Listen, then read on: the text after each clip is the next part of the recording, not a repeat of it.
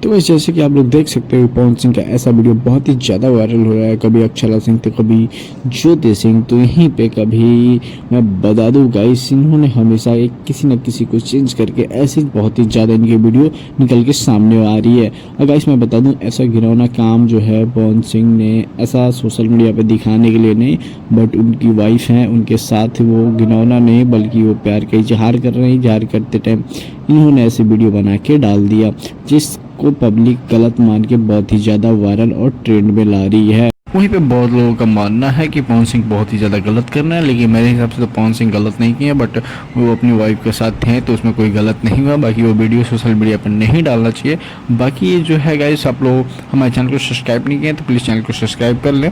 और मैं आप सभी को बता दूँ कि आप एक कमेंट जरूर करके हमें बताएं कि क्या ऐसा पवन सिंह को करना चाहिए या नहीं करना चाहिए। बाकी पवन सिंह की कुछ भी अपडेट आपको चाहिए तो हमें आप लोग कमेंट कर सकते हैं, आपको वो अपडेट मिल जाएगी।